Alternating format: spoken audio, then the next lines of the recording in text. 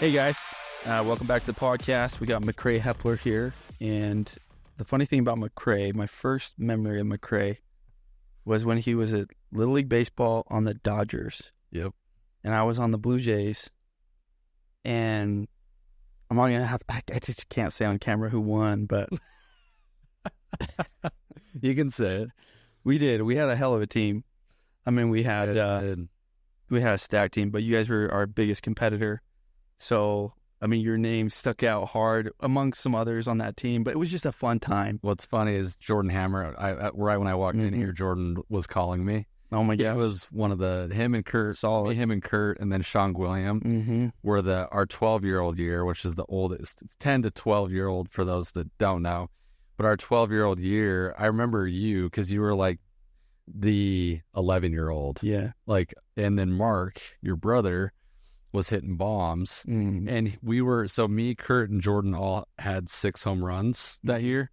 And Mark did too. So we all tied, and we were all trying to get our 7th to beat it, to beat ourselves, to beat each other, but then to beat him. And it's I ended up not playing baseball much after that, but that is a core memory. Yeah. That 12-year-old, those fields, the concession stands, you would go to the fields even if you didn't have a game that night. Yeah. And just to hang out Before and social the media. playoffs. Oh yeah.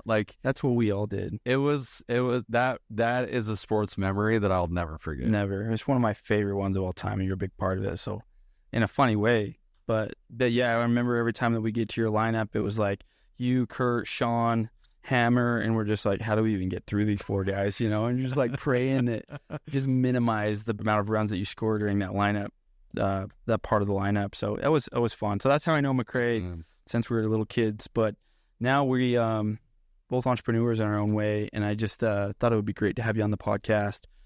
Talk about a lot of things, real estate. You own a title company with your mom, successful title company that you've grown from. They bootstrapped it basically, right? We talk about that. You've also done a lot in the video marketing space. I think you're known in Southern Utah for somebody who consistently puts out really good content about what's going where in Southern Utah and what's happening. And you're known as that guy. And love to hear more of your thoughts on that as we get going, and just the importance to have video in your business, your opinion of it. Totally. And it would just dive in. Maybe share some market stats and different things that could be important to know in this time in real estate. There's a lot going on. So I think if we can just dive in, why don't you tell people a little bit about what you do on a day-to-day? Yeah, so basically, Eagle Gate Title is my company here in Southern Utah. We have 2 partners in Northern Utah. Kind of a long story of how it all came about. But we own and operate down here in St. George as well as Kanab. We recently just got licensed in Northern Arizona, and we've got another entity that that's actually called Red Mountain Title. That is, we're involved with Black Desert, doing all the closings out at the resort. For those that have heard about Black Desert, Reef Capital is the company, is the group that's doing that, and they've got other projects kind of all over different parts of the country. So it's kind of, and I'm just kind of all over all of it. So it's been a fun 9 years. My days are never the same. I'm not the one that's in the transactions I'm not the escrow officer or any of we have a team of escrow officers and escrow assistants that are the ones doing all the getting everything closed. My job from the very beginning was, because like you mentioned, my mom is my partner, and she's been an escrow officer my entire life. She always worked for companies before, and then something happened with the company she was working for in 2015. And I was selling Vivint at the time, doing door to door. I happened to come home and visit her the day that they were shutting down the office. And she told me what was going on, and I said, why don't you just start your own? You've done this your whole life. And she said no. And then 2 months later, after some convincing, we started it, and partnered with 2 guys up north that have been the best partners we could have ever asked for. And from the jump, I just said, you are the best at what you do. We're going to build a team around you, and I'm going to get more business in the door. So amongst all the things that I do for accounting and just running the business operations, the main focus has always been how to get more business in the door. Yeah. And the biggest way to get business in the door is taking care of real estate agents, mortgage lenders, builders, developers. And so I've just spent the last 9 years figuring out what makes them tick and what makes them happy and how we can provide the best service that we can. So when did you get into video, and how does that relate to what you just said about how do I provide people value? Like, what came to your mind where you're like, I should do video? Yeah, so the video came out of, so when we first started it, I quickly realized a lot of the rules that I couldn't do in getting business, and it became very clear that it was going to be kind of difficult. Yeah, you guys are like really, really scrutinized for like more than anybody. I feel like as a real estate agent, we're scrutinized for what we can do. You guys are like 2-3x. Yeah, I feel like. Yeah, I had some ideas coming from the door-to-door sales world where they incentivized us with everything. Yes. I came into it thinking I was going to do that same thing, and it quickly was shut down. And so it was Tanner Gatchell, who at the time, who I've known my whole life as well, and at the time he was actually my competitor. He was in title as well for another title company, but we were friends. And as you know, like this is just a friends industry, and whether we're competitors or not, I have a lot of friends in the title industry. For sure. And he was one of them. And so we were just talking one time, and I was just telling him like how we were talking. I'm like, how do people market in this space? Because like a lot of the things that I've thought about doing, I just, you can't do. Yeah. And he just said, why don't you just start a newsletter, and the newsletter, you can just drip on agents and just give them information. And I said, well, I hate newsletters. Like who reads newsletters these days? And anyway, but I started to give it some thought, and then I went to the What's Up Down South Summit 2016, and it was like a candy store for me, because like growing up here, I love all the new growth. I love new restaurants. I love new developments. And that's kind of when it clicked. I was like, I'll just put all this into a newsletter, a written newsletter. I'm just going to send it out once a month and just give an update on, I was all over town anyway. I was starting to see a lot of the dirt moving everywhere. 2015-16 is when commercial really started to come back into Southern Utah post 2008-9 crash. And so things were kind of popping up, and it was exciting. And anyway, I just started putting it into a comprehensive list on my newsletter, and would do that once a month, every month. And I still do that. And you stayed super consistent. Yeah, it's been an every month thing. And I did that until 2018. I was getting a lot of good feedback from it. And so I knew that it was something that was a powerful thing that could continue to grow. So I wanted to take it to social media, but I didn't want it to be a written thing on social media. Yeah. And so at the time, drones were starting to kind of be more of a thing. They were getting smaller, and so I was like, I'm just gonna get a drone. And the good thing was I already had the content in my newsletter, and it was a whole list of the whole county. And I was like, I'm just gonna go through and pick different spots, and then I'm just gonna go and get video, and turn it into these videos. And so that was in April of 2018. Was the first videos I ever did were some title tips, and they're awful. They're still on my YouTube page. But isn't that true with any video that you start? Like you're always bad. You always look back. I still critique myself, but when I look at a video now versus a video that I did in 2018, I'm like, I've come a long way.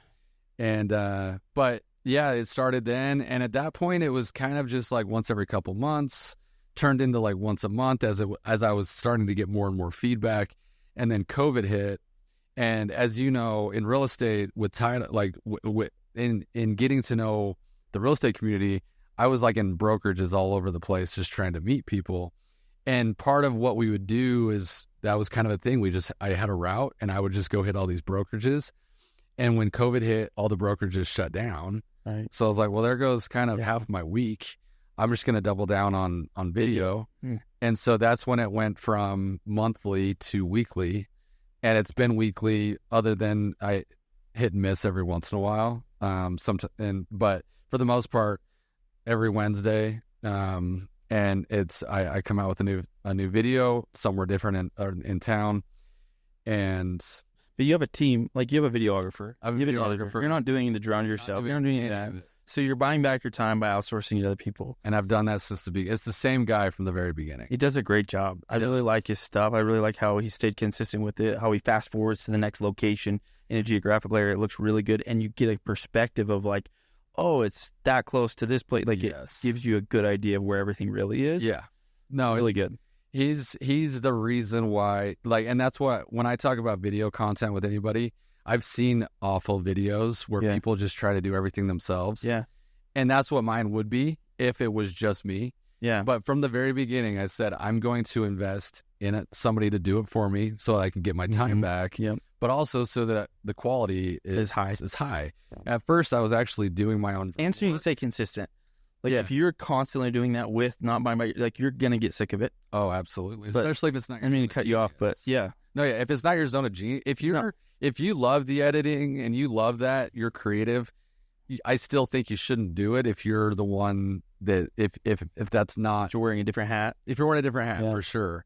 But if you just invest in good quality and a good person, we've been doing this for 6 years, and I've been offered from different people, different media, couple different media companies, and I'm just like, there's no one that does it better than Caden. We've got our Caden flow, and he crushes it. And the best thing that happened was I used to fly the drone just because I liked flying it, and then as soon as he took it over, that's when, because I told him, I'm like, I really want like transitions, but I don't know how to. Like, I don't know how to do that. I don't know how to make it cool. I don't have the time to like figure that out. Can you figure that out? And you can tell a difference. It was back in 21, I think, 2020 or 2021. The difference from one video to the next when it's my drone footage and then his. It's like day and night. Yeah, that's funny. And that's really when 21 is really when it started to take off. And just over the last year and a half it's really I don't do any ads. I don't do any. I don't put any money into the circulation of it. Yeah. But just over time, more people are following it, and it's been a great network builder more than anything. Yeah. A couple of things I want to touch on, because video is so important, I think, in today's age for any business owner. Yeah. And if you don't think it is, then maybe you should open your mind to the possibility that you could be wrong. Yeah. Because I think everything's moving that way, and it's more and more important that we just open our mind to that possibility. We don't have to be the video guy, like we just said. But there's a big component of that of money, and you don't have to share, but it'd be awesome if you did. If you can't, I totally get it. But what's your budget? Like, how much are you spending? Because I think people, here's the reason why I asked that, and you can totally say no to this. But the reason I ask, I just want to be clear, is because people think, oh, yeah, like, I'll get started. And then they'll go and hear the price of what they have to pay every single week or month. The bill is pretty hefty. And then they're like, oh, well, then I'll do it myself. You got to resist that. Yeah, like, you just have to see the ROI. And I think it's the number one mistake that I see. So anyway, I'll let you answer however you can. It's a couple thousand a month. It depends. Like, it depends on how many videos. And usually it's just one video a month, one video a week. But sometimes I don't hit. And that sounds pretty standard. Couple grand a month. But it's the best. It's the best couple grand a month that I've spent. For sure. And that's what, when I first set out for it, I didn't think about two things. I didn't focus on the money that I was spending, and I didn't focus on whether or not I was like getting business from it. Yeah, all I wanted was for that thing to grow and for it to be a resource for people in the industry. And I knew that over time, it would allow me to meet people. Things would come from it if I just had the faith to spend the money and the time and not worry about that. So your mom's your business partner. Do you have to go to your mom and convince her to be able to have a budget? No. She doesn't step on you. Nothing to do with the finances. She doesn't want anything to do with it. She's like, I trust you. Oh yeah. Like, and that's what helped our partnership so amazing is, people have, it's tough to run a family business. Yeah. For a lot of reasons, if trust is not the absolute staple. And luckily, between me and my mom, it's just never been an issue. And all of her strengths are my weaknesses. All of my strengths are her weaknesses. And I'm serious, when we started, she didn't want to do it because she was like, what if it flops and we can't pay for the staff or can't keep the lights on? And I just said, you you've done closings for almost 30 years. Yeah. You keep doing that. I'll handle everything else. And she doesn't look at anything. She just trusts sign their paperwork. She just trusts. She looks at detail in her world. Yeah. And lets me do my world. And it's never been that's really cool. That's really cool. I'm going to go back to video one more thing, because I think this is important, and you kind of brought it out. You're talking about your videographer and how important that is. I also think it's important to get, like you're saying, what we kind of talked about and touched on is that it's important to get a professional to do it. But I've noticed with me, and I've noticed with you, and for other people that we know that do video marketing, it's like, it's so important that you get the right person. Yeah, though. For sure. So it's not just to go hire somebody that's professional. Like, there is a difference in people blowing up or not because of the person who's doing it. It could be that they're super slow in getting content back. Oh, yeah. It could be that the quality isn't that great, or they're not catching things, like critiquing or like helping you get better. The vision, for sure. Yeah, there's so much that they need to be part of that vision too. And some people are just in there to clock in, clock out. And if they are, like, you almost need to make sure that you're constantly monitoring that and making sure that it's a right fit. It's not that it's good or bad. It's not that they're good or bad. Maybe they're just not the right fit for you, and they could go to another business like makeup and crush it. Right. Yeah. That's their niche. There's different niches. Mm-hmm. And luckily with Caden, he caught the vision right away. Yeah. And a lot of what has come, I mean, I've given him ideas basically, because what I do is I tell him where we're going. We show up. I film my part. I tell him what to go get. And that's it. And then I leave. For me, it's about 30, 45 minutes. And that's what I love, is it's just like, I go, I show up, I do my part, and I leave. And I know that he's got it. And it hasn't always been that way as far as, but he's had the vision from the very beginning. And he runs his own business. So he's not just a clock in, clock out kind of like mentality. And he did just catch the vision, and like the changes he's made. I mean, I give him ideas like the transitions, but then it's up to him still to really be able to bring to life what transition means. And he's totally crushed that, right? Because when we started doing that, that's when people really started to be like, wow, this is helpful content. Solid. Yep. And so, I completely agree, because there's so many different forms of video. Yeah. And you just have to communicate too. Like, we just know I film every Wednesday, and then by the next Tuesday night, he's got me everything I need, and it's just, and you have to have that. Yeah, you have to. That's another part about video that's so important, is you have to have your day where you're always filming and you're staying consistent, and you make sure that you're non-negotiable for the most part. Non-negotiable. Things come up, and this morning, I don't even know how I pulled it off. I went from the pickleball courts to my house, where I wake up the kids ideally wake up after I get home from my workout or pickle or whatever I'm doing, so that my wife can stay asleep. And that's kind of my time. The first little bit, I do breakfast and like all of that. And today I was kind of worried because it was just a crazy day anyway. But I really wanted to go to pickle, and then I got home, and luckily they had just woken up and got breakfast. Everything just kind of fell into place, luckily, for like our whole morning routine. And then I was out the door at 7:45. I filmed at 8. I had a Zoom call at 9, and I had to go sign docs with somebody at 9. So I got there 8:45, signed it real quick, hopped on the Zoom call, and holy cow! And I could have been like, hey, let's just push filming to another day. Yeah. But I was like, no, like, it's so important. I've got, like, it's a non-negotiable. I love that. We are going to fit this in. And actually it made me, because I have to do retakes still, like, all the time. Yeah. And some days are worse than others. But today just happened to just flow very nicely. Yeah. And it was when I passed you in the car. That's where I was. Yeah. And luckily it just all fell into place. But it just has to be a non-negotiable. Yeah. Or else things come up, and then things come up again, and then things come up again, and you just never do it. So I remember this was 5-6 years ago as well, probably. And like, disclaimer, I'm not saying anything bad about these people. I consider them friends and great people. It's just an example. You had Tommy Collister, Travis Perry, Andrew Sorensen, all three great guys. But they were doing What's Going Where, I think, or something like that. They were essentially doing what you were doing. Mm-hmm.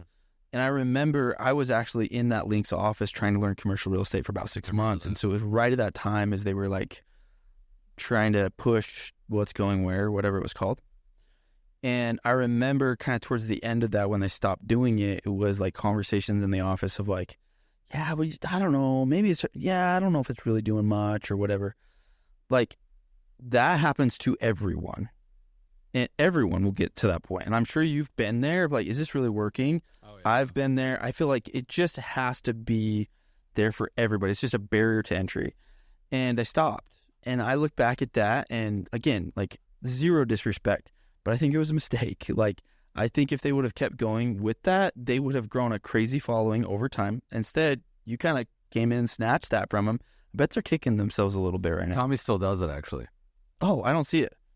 It's not as often. I don't know how often he does it. That's another part of those consistency. But it's consistency for sure. Yeah. Yep. I feel like that's super important. Here's another question. I'm just dying to ask this one, actually. You know all the stuff that's coming better than anybody that I know to Southern Utah. What are like the top 3 things that you're fired up about coming to Southern Utah right now? Top 3 things I'm fired up about.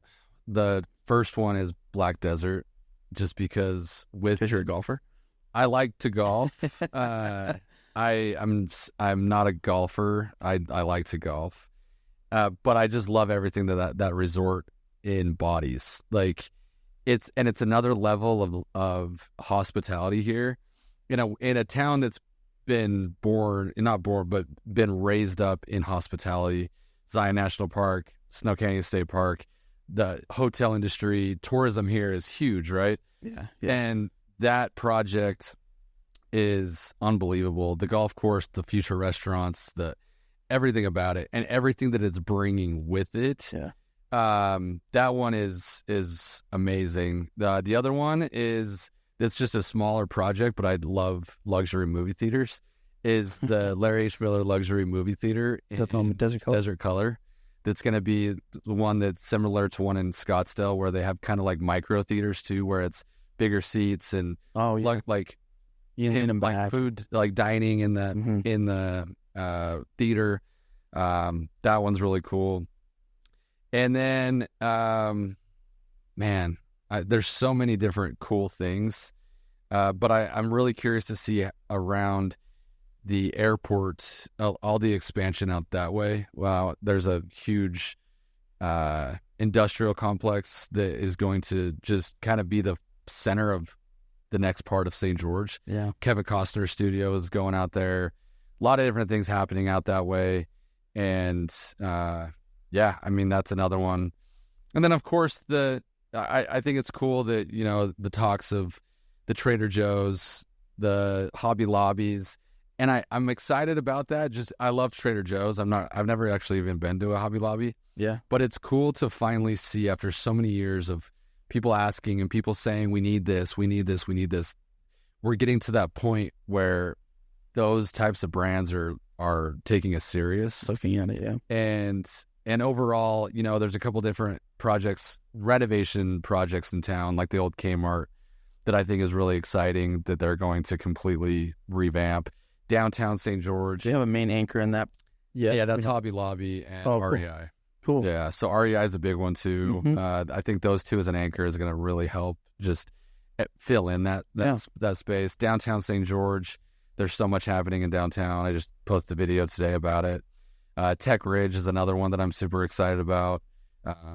There's so much. It's crazy. It's crazy how much they have going on. It's crazy. So it's fun. And a lot of it, like I said, I never would have known any of it unless I followed you. Like, you just cover everything. It's really clean, concise.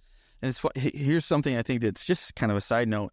Your videos on average are what, like 5, 6, 7 minutes maybe? Yeah. Like, they're not short. They're not. Everybody's like unconventional. Yeah, everybody's like, oh, well, you got to be like a minute or less, right? Or else you're going to lose people's attention. People share your stuff like crazy. It's very shareable content. I want to bring that out. It's like the reason that you've been able to grow is it's shareable content. Posting a picture or reel about, I sold my neighbor's home as a real estate agent. It's not shareable content. Right. Nobody gives a beep about that. They see it, but they don't. It's passive marketing, It's like a billboard. Mm-hmm. It's like it sticks in their mind, but it's not shareable. Your stuff is very shareable. People share it like crazy. They don't have to be in real estate. They just think it's cool. If they like Hobby Lobby, they're like pumped. They want to share it with all their friends. So I think that is what's made you successful in that. And the other piece that I think, just to kind of dissect it, where I think it's cool is, I remember hearing Alex Hormozy say once, there's no such thing as too long content. There's such thing as too boring. Oh, yeah. And so your content is long, but it's constantly moving, good cuts, good transitions. It's entertaining. You're not like funny. It's informational. It's just good content that you're like, oh my gosh. And you watch it because like, oh, I wonder what else is going out over there. Like you feel like you have to watch the whole thing. And it's almost like I was told once that, because yes, I always tell people that ask me about like, that pick my brain about videos. I'm like, for one, listen, I'm an unconventional video guy because my videos are not short. I don't do short reels my videos are 5 to 7 minutes. But the thing that I think helps it, because it's almost like every transition, it resets that like dopamine of like what they're, and like the anticipation, right? It's like I do that and then it's okay, now we're going next. And then, so it's these little short things within this 5 to 7 minute video. Yeah. And that's what's, I think, been a huge reason for them being able to be long. Yeah. Dan Markham was on my podcast. He's one of the first ones actually on, and he's got like 10 million subscribers. And he said something like what you just said, and I want to bring it out. If people haven't listened to that one, there's a great episode on video, and he's one of the GOATs. Like, What's Inside is his YouTube channel, and he crushes it. But what he was saying, as he was getting into the video and stuff, is like people need to know the answer. They need to be able to finish the question. So his best video of all time was like top 3 in the world one year. And it was this freaking rattlesnake rattle. And he cut it open because it's what's inside. Yeah. And everybody, like, he just waited a long time to get to the end where he cut it open and like showed people what's inside. Well, he felt like it was a flop because he actually didn't know. And when he cut it open, he expected it to be like beads or something. And it's not. It's just that the way that the rattlesnake rattle is put together, it kind of sits on top of each other like this, and they're kind of hard. And so when it shakes, they're kind of rubbing against each other, and that's what makes a rattlesnake rattle. So he felt like it was kind of a bummer, but it was his best video on YouTube of all time. Millions and millions of views. And it was top in the world, top 10. It was like top 5. And he's like, the only thing that I could tell you about that is people have to know how the story ends. If they see something intriguing, you got to have a good thumbnail, you got to have a good hook, you got to have all that stuff. But I think his point was people need to know the answer of what else could there be. Yeah. And you're playing that game like really, really well. And I think that's why you've done so well. I could be wrong, but I think you're crushing it, and you are. We both know you are. I appreciate that. But give us some stats. I mean, how are we doing? You see a lot because you're in title, so you see a lot more transactions come through because you're working with all the agents. You see how many houses are being closed or on the market. Like, you see stats even more than I do. So maybe give us some stats that you think are interesting, maybe some that are surprising. What's the market doing right now? Yeah, so I'm actually going to pull up because I put out stats every month. Basically, this started actually, so funny, going way back to my newsletter.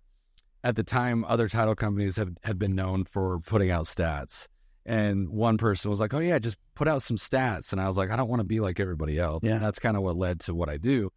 But then in 2020, when everything just spiked, like from 2020 to 2021, from the numbers, like median sales price and number of homes sold and everything just went so crazy that I was like, I'm going to go back to 2019 and do like a year over year to just show how crazy, all these stats have been. And that's how it started with my graphic, that for the first little while I was doing that. And then after a little while, I was just kind of doing a 6-month rolling stats of the same stats. Mm-hmm. And it wasn't a year over year, but it was just more of like a snapshot of the last 5-6 months. And then just recently I changed it again, or I improved it to where it's still a 6-month rolling, 6 month, I think, or 5. No, 4 month. 4 month rolling, but then it does show the 2023 and the 2024. Okay. And so I will say that this year, the first half of this year has been stronger than the first half of last year.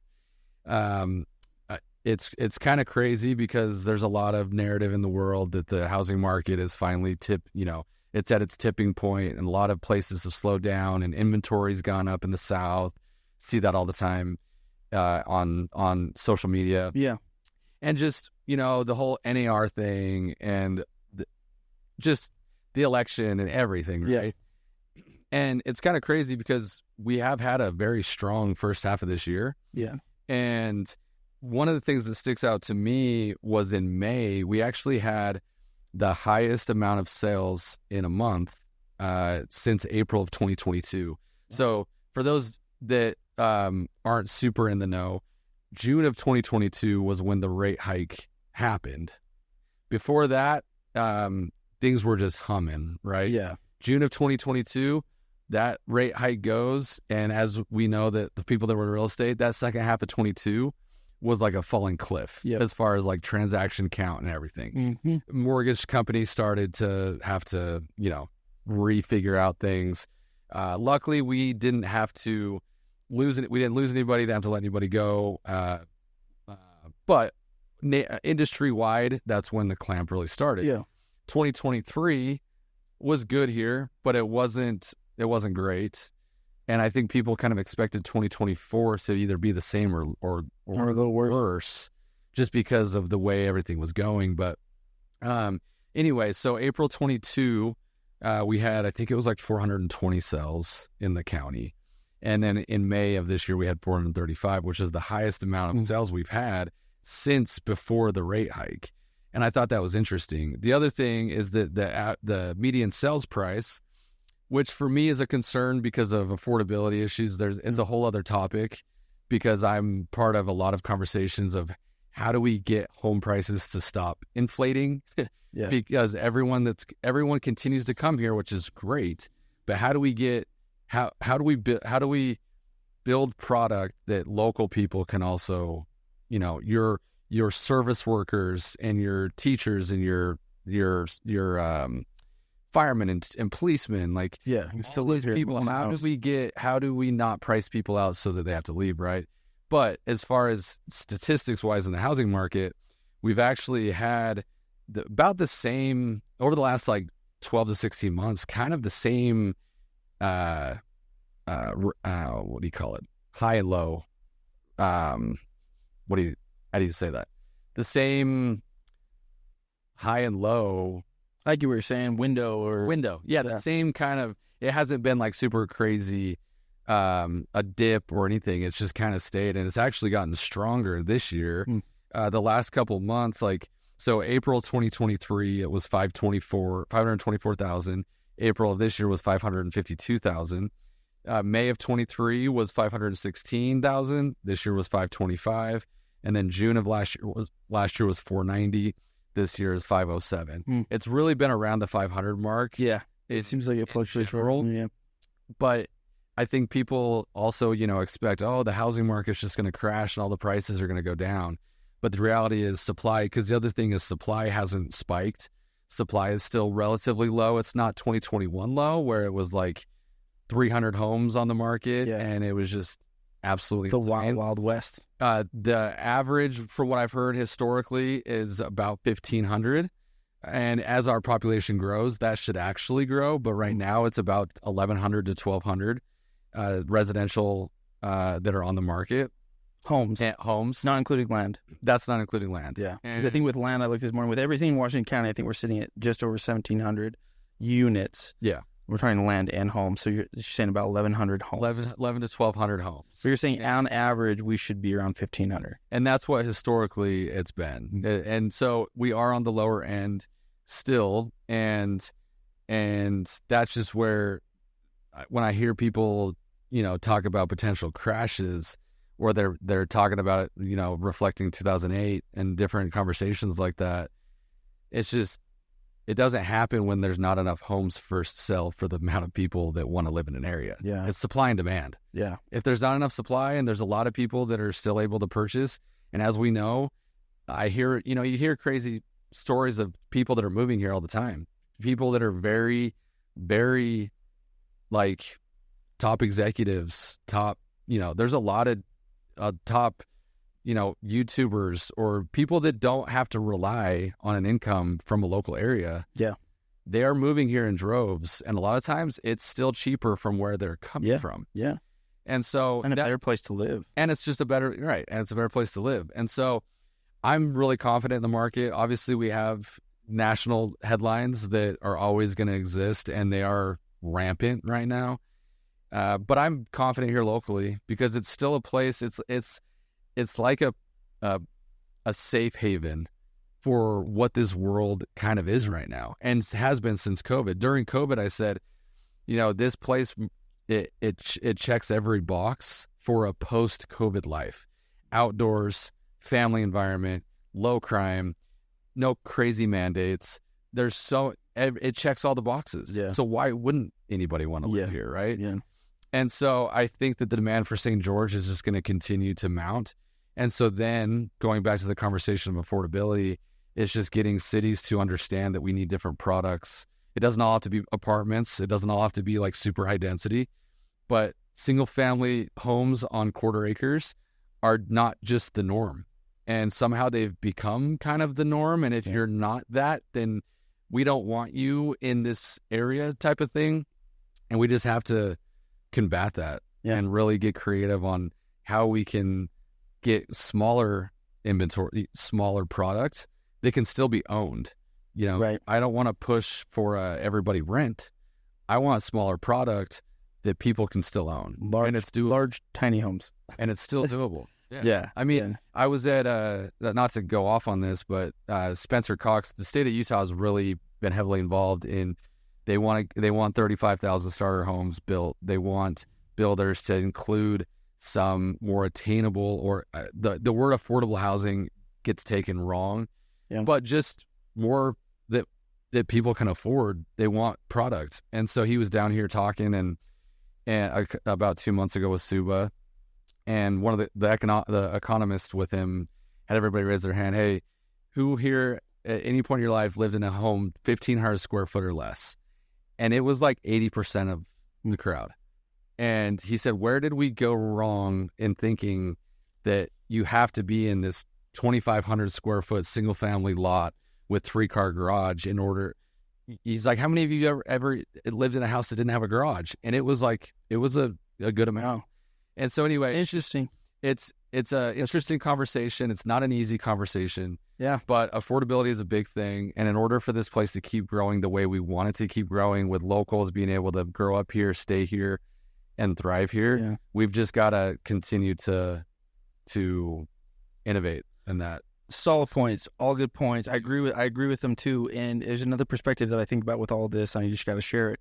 Is my opinion of it is we can't stop a lot of it, and it is more expensive, and it's going to be. And so I actually, tell you for what it's worth, I think it's a good thing, and here's why. You can't be a fence sitter anymore. Yeah, and I think that serves people. I really do. I think that serves people in their goals. And look, life in general, why are we here? What are we doing? I think we want fulfillment. I think we want to connect with people. We want to love people. We want to give back. We want to be something, become something. We don't like being a nobody. Who likes being a nobody? It's about community. It is. And by having maybe a higher barrier to entry, it kind of forces people. I hear people say all the time, these poor kids that have to go and try and afford a home and get into a home. I get that. I'm not dissing on that. I get it.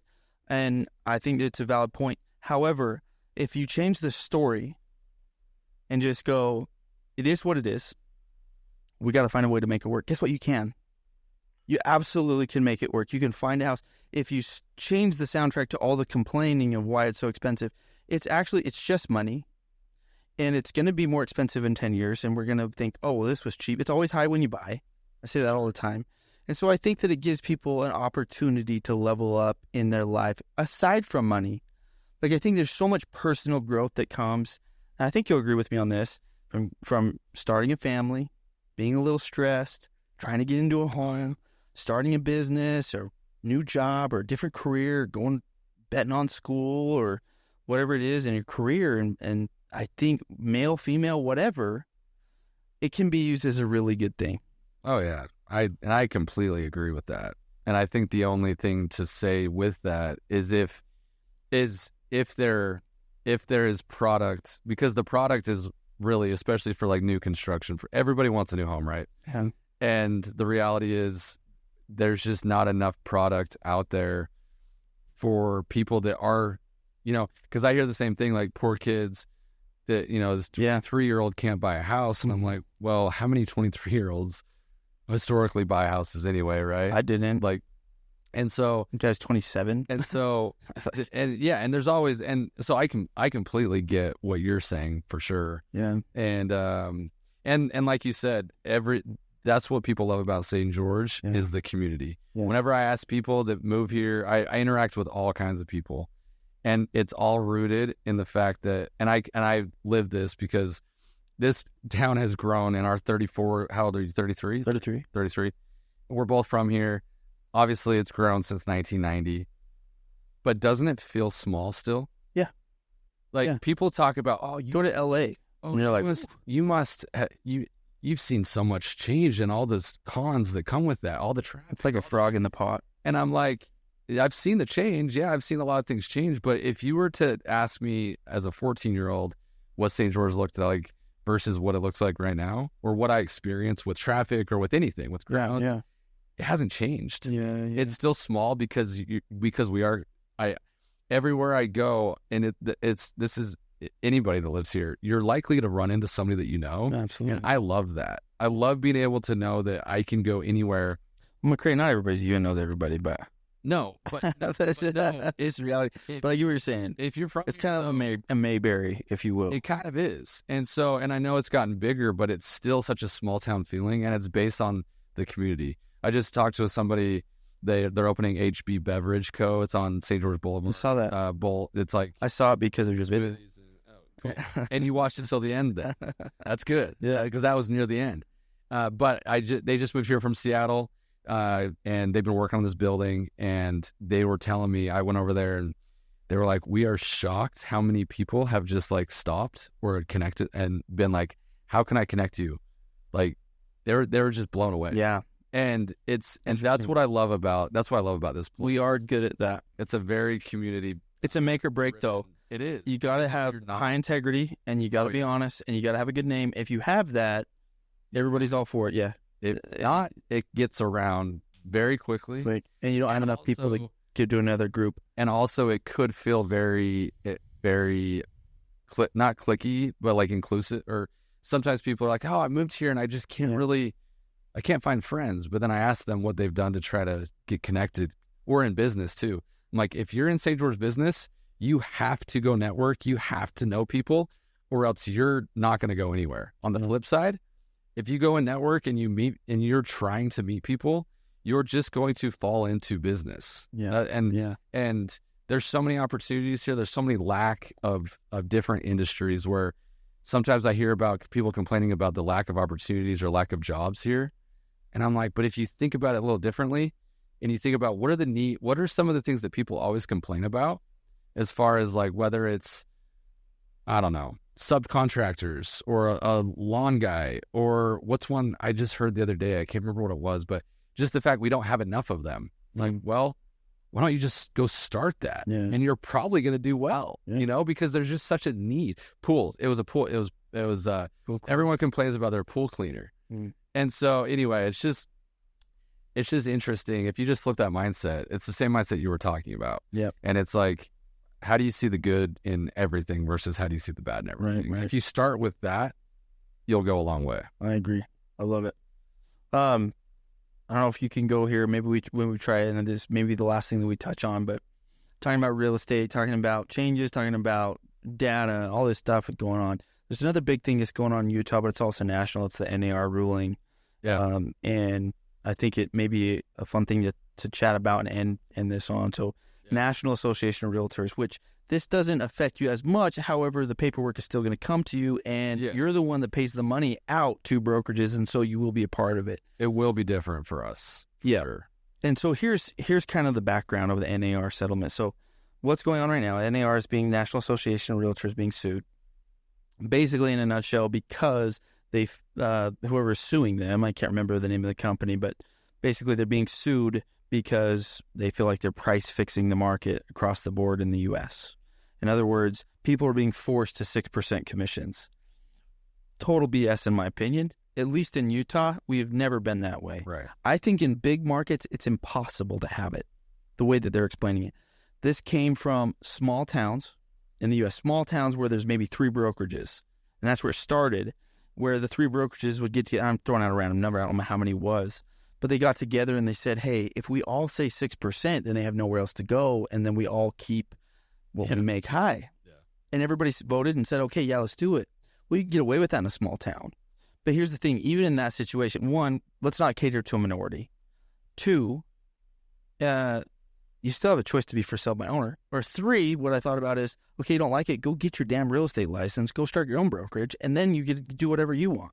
Yeah. You know what I'm saying? Or if you don't want to be a broker and start your own brokerage, then you just get your real estate license, and then when you sell your own house, then you don't have to pay anything either, and you have access to all this stuff. Right. There's always a way to be able to skin it. I don't agree with a lot of the things they're saying. So here's basically, I feel like after the last week, we've just been inundated with all these forms and different things that are going to be really wheeling out. And I want to be clear on this. There's a lot of people and a lot of clickbait, and I know you've heard it. Oh, yeah. Of sellers don't have to pay buyer's agent commissions anymore. You've seen those. Oh, yeah. Reels and stuff. It's clickbait. Here's the thing. That's not at all what this is about.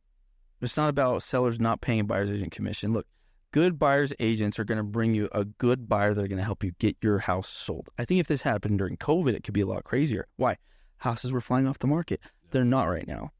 It's a healthy market, but you can still sit for 90 to 100 days. Yeah. And you need a good agent to be able to help you, and you need a good buyer's agent to bring you a buyer. And you're happy when they come because you're not getting offers every day like you did during COVID. Right. So taking all of that, they do bring value to you. And it's not smart to not offer them some kind of concession or commission or compensation. They're telling us what words we can use, and it's supposed to be concession. We're not supposed to use the other ones. I'm just like, it's the same on a balance sheet. You know what I'm saying? The balance sheet shows up the same, but whatever. You know, it's like Joe Biden and Kamala Harris wrote this thing up and said, here, this is a good idea. And we're like, what the heck? Makes no sense. So when I look at it, I go, here's what it's really about. What it's really about, and Utah's done a good job of this, so I don't think that much is going to change. What it's all about is that we need to be more clear with sellers and buyers where the money's flowing. That's really what it all boils down to. Do I agree with how they're having us do it initially to start out? Absolutely not. I think it's retarded. It makes absolutely no logical sense to me because I feel like we've already done a good job. I don't think there was a problem to begin with. However, it's all it really is, when I boil it down and I've dove into it, it's a couple more forms, and there's just more clarity from the very beginning. Like a buyer, you're supposed to get a buyer to sign a form saying that you agree to, if the seller is not offering me a commission, you will be willing to pay me a commission. I don't love that. I don't love that because I don't think it helps anybody. I don't think it helps the buyer. I don't think it helps me. I don't think it helps anyone.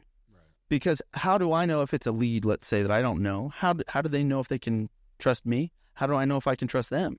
Right. I want to go show them a house. I want to go out, take them out for one day, and then maybe we find it. I'm always the kind of guy that's like, let me show you my value, and then when we go make an offer on our home, then I'll talk about the buyer-broker agreement where we're going to be married through this transaction together, and I'll get paid a commission from the seller.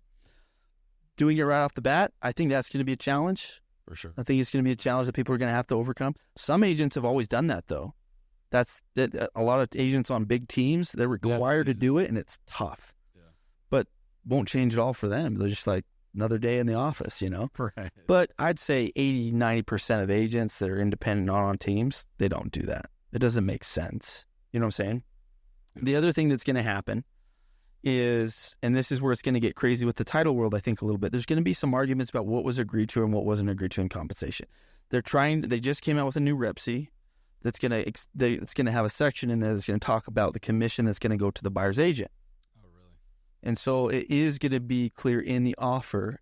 The thing I don't like about that is, why are we getting in the way of buyers and sellers buying and selling?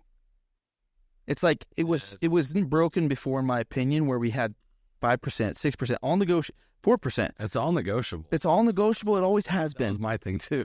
It always has been. Why did it have to change? And if you don't like that I'm 6% or 5% or whatever it is, there's people who do it for 4%. So go find those guys. Go throw it up on Facebook Marketplace, and we both know that you're going to have 100 people saying, I'll do it, Right. that are agents, right? You get what you pay for it. Even less than 4%. I mean, There's people who do it for $500. yeah. You know what I mean? They don't do much. Every state should have just mimicked what Utah was already doing. Yep. Just make it negotiable. Yep. If it's not, and I don't know what other states do, right? It's hard to know exactly. But Some probably had it right and some probably didn't. But the way that I've known that it operates in Utah, I don't understand what the issue was. There wasn't. There's a couple of MLS. There's one MLS, I can't remember where it is up north, that's saying, no, we're not doing this. This is BS. Really? Yeah. They're like, we're not going to do this. They just giving people the middle finger and saying no. Wow. So on their MLS, like, this is what they're saying. They're saying we will still offer a commission on Flex. And what they're telling us down here at our board is we can't show, which also makes no sense to me, that they have already still signed an agreement with the seller's agent. The seller signed with the seller's agent what the commission will be for the buyer's agent.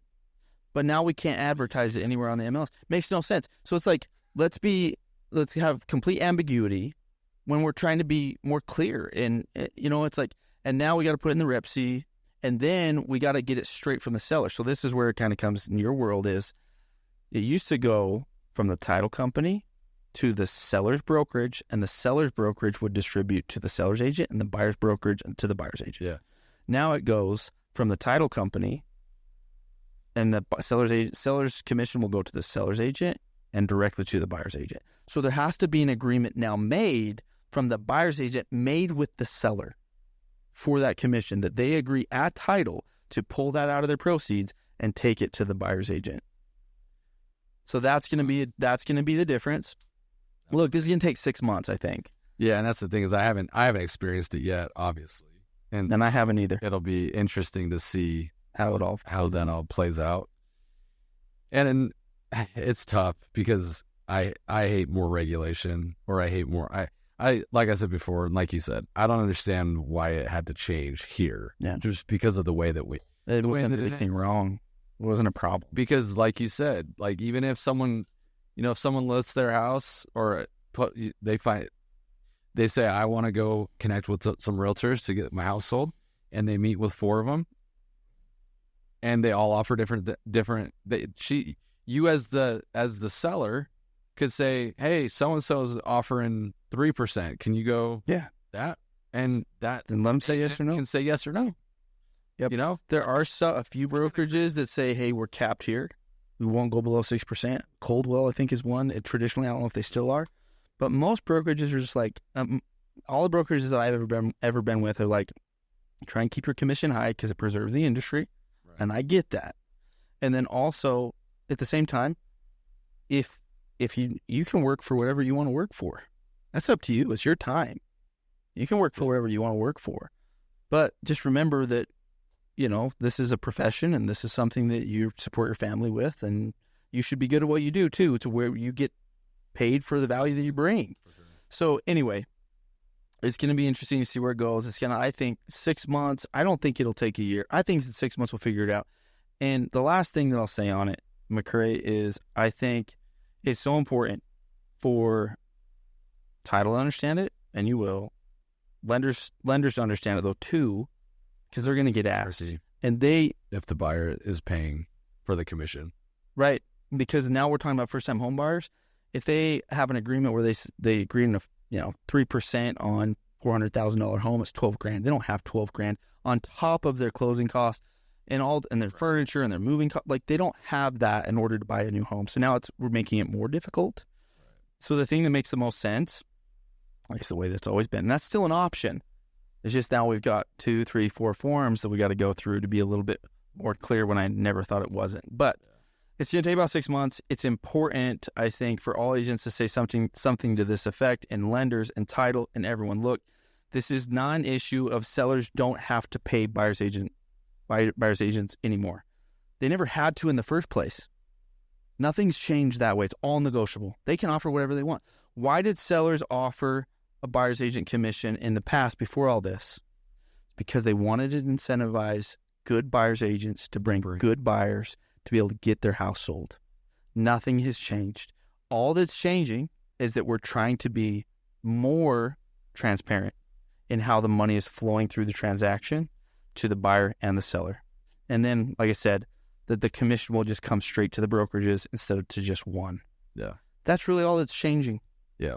Well, and it'll be interesting to see how it all plays out anyway, because if sellers aren't offering a commission, then there'll be some, and there will be, and there's no incentive for buyer agents to go show their houses. It happens already. It's already like for sell by owners. It happens all the time. The flat rate listing brokerages. Yeah. And then they tell they say, oh yeah, just put a 1% commission on there for the buyer agent.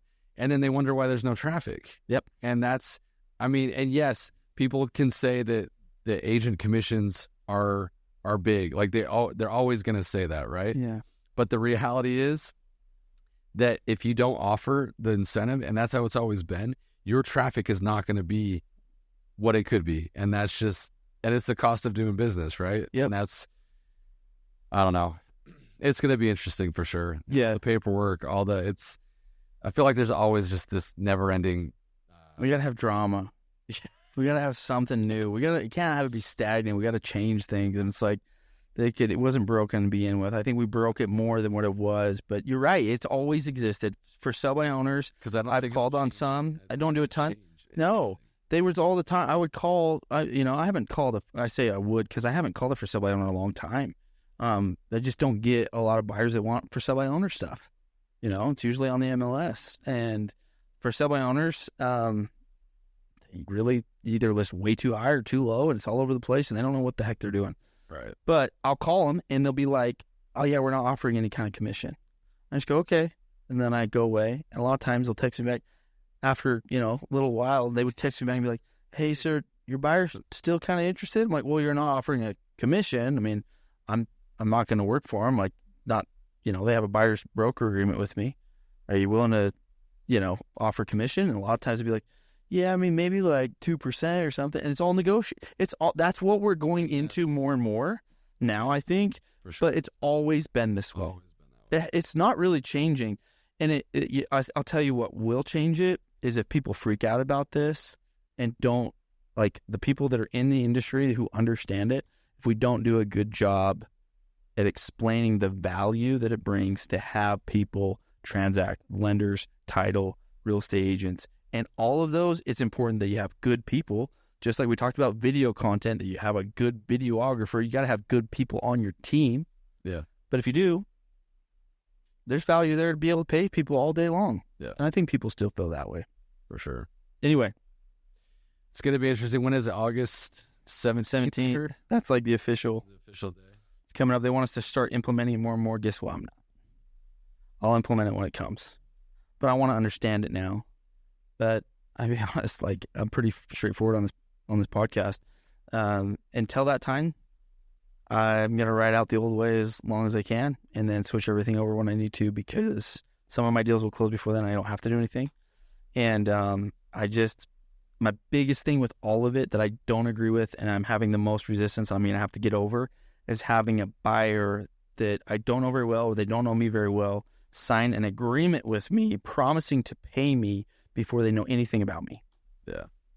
Which, positive light, goes back to how important it is to market yourself, to have a good online presence, to have a good social media presence, to have a good personal brand, so that people can quickly know, like, and trust you, so that when they call you, it's already like, oh yeah, we're already working with you. We love your stuff. We've watched you for the last year. Right. Exactly. So anyway, all full circle, but good having you on, man. Yeah, it's just fun to talk to old friends and talk about real estate both together. Kind of cool. No, it's awesome. I love your show and just grateful to be here. Thanks, man.